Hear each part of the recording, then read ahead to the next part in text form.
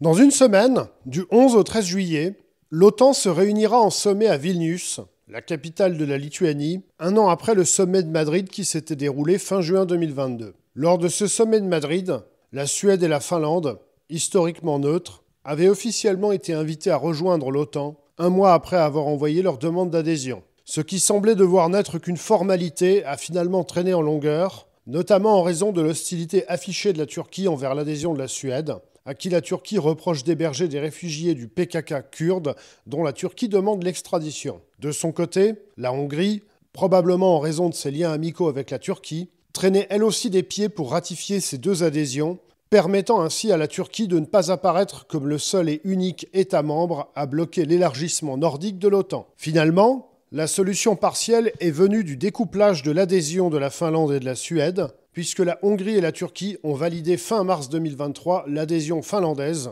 qui, faut-il le rappeler, était stratégiquement beaucoup plus importante que celle de la Suède, étant donné que c'est la Finlande qui a plus d'1 millier de kilomètres frontière commune avec la Russie. Le dossier suédois semblait devoir se régler en cet été 2023, une fois que la Suède aurait fait quelques concessions à la Turquie, qui, elle, venait de terminer son processus électoral avec la réélection d'Erdogan à la présidence de la République turque. Toutefois, une manifestation à Stockholm fin juin, autorisée par le pouvoir suédois, et durant laquelle un manifestant d'origine irakienne a brûlé un Coran devant une mosquée, pourrait bien encore retarder le feu vert turc à l'adhésion de la Suède en raison de la colère que cela a provoqué à Ankara. Alors, le psychodrame, OTAN, Suède, Turquie, c'est déjà une routine, c'est une sorte de running gag qu'on voit se répéter. Finalement, l'OTAN, alors beaucoup de gens s'imaginent que c'est une armée, pas du tout. L'OTAN, quand elle apparaît quelque part concrètement, c'est tout simplement l'armée américaine, avec éventuellement quelques auxiliaires. Par ailleurs, c'est une structure essentiellement politique et du renseignement. Or, dans ces structures-là, en réalité, la Suède est déjà intégrée de facto, donc il n'y a plus rien à gagner. Maintenant que la Finlande a rejoint l'OTAN indépendamment de la Suède, le résultat c'est que la Suède est territorialement entourée d'un véritable cocon d'États membres de l'OTAN, ce qui veut dire que même si on prend la menace russe au sérieux, comme une partie de l'opinion suédoise, le fait est que pour agresser par voie terrestre la Suède, la Russie devrait de toute façon d'abord violer le territoire d'un État membre de l'OTAN, probablement la Finlande, d'où article 5, d'où engagement de l'OTAN dans son entier, etc. Donc c'est évidemment impossible. Et du coup, entretenir les angoisses de toute façon assez artificielles de cette partie de l'opinion devient extrêmement difficile. Si on regarde l'affaire du point de vue de la Suède, alors ça c'est un fait très souvent ignoré en France, la Suède, de tous les grands pays occidentaux, est celui qui a la structure socio-économique la plus oligarchique. Concrètement, la Suède, ça appartient à une dizaine de familles, et ces familles ont d'excellents liens de business et personnels, etc., avec l'oligarchie moscovite. Ce qui fait que l'OTAN, pour l'élite suédoise, on va dire que c'est tout sauf une priorité. Étant donné que ce n'est pas la première fois qu'un tel incident se produit, on pourrait presque se demander si tout ceci ne relève pas d'un laisser-faire presque voulu, étant donné l'enjeu secondaire de l'adhésion de la Suède, qui dispose par ailleurs d'une industrie de défense nationale très performante, qui n'a pas un grand intérêt à passer au matériel américain.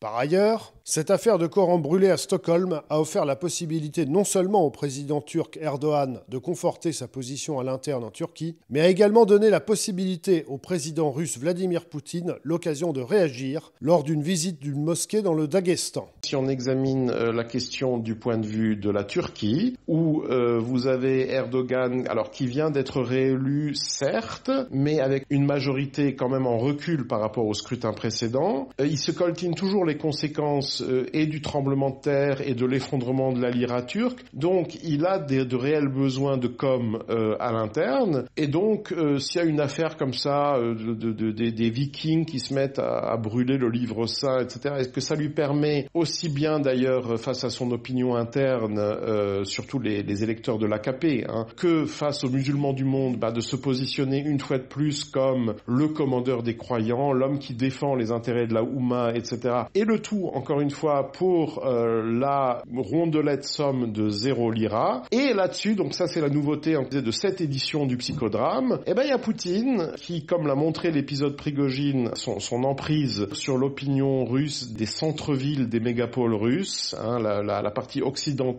russophile, la partie europhile de l'opinion russe, est assez usée maintenant, a beaucoup pâti des conséquences de l'opération militaire spéciale. Donc pour eux maintenant c'est tout sauf Poutine.